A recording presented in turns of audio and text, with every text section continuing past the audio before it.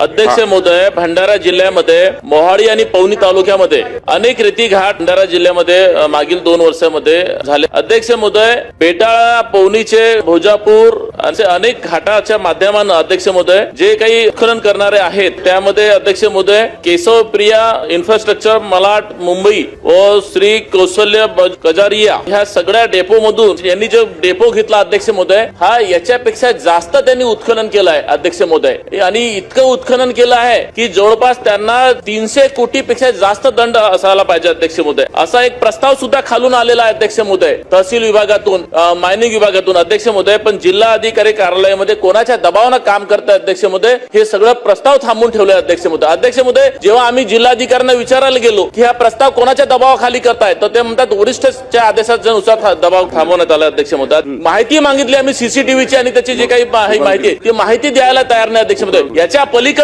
पलीकडे जे रेती घाटवाले आहेत ते सांगतात अध्यक्ष महोदय की हमारा आमदार कुछ नहीं बिगाड़ सकता. अध्यक्ष महोदय, जर ही इतकी मगरुरी हे कोणाच्या भरोश्यावर आली आहे अध्यक्ष महोदय? पोलीस विभाग सांगते का रेती घाटवाले तुमच्या घातपात करू शकतात? रेती घाटवाले म्हणजे इतके मगरुरी आलेत अध्यक्ष महोदय. माझी मंत्री महोदयांना विनंती आहे अध्यक्ष महोदय की तहसीलदार तुमचे, एसडीओ तुमचे, गुवाहाटीला आम्ही यासाठीच गेलो होतो का? अध्यक्ष महोदय, मला बोलू दे जरा, आता थांबू नका जरा. माझा प्रश्न तोच आहे अध्यक्ष महोदय, सगळे अधिकारी तुम्ही देता की चोर आहेत ते आम्हाला धमकी देतात, ते रेती चोर एवढे मोठे घोटाळे करतात. मला मंत्री महोदयांना प्रश्न आहे अध्यक्ष महोदय, यांना का पाठीशी घ्यायला देते? या सगळ्या लोकांवरती दंड का थोपवण्यात येत नाही? शासनाचा महसूल जर थांबत असेल तर त्याच्यावरती ताबडतोब हे करायला पाहिजे. आणि जे कोणी गुन्हेगार असतील ह्या कंपनीवाले त्या सगळ्यांवरती गुन्हा दाखल करून त्यांना अंधार करणार का अध्यक्ष महोदय?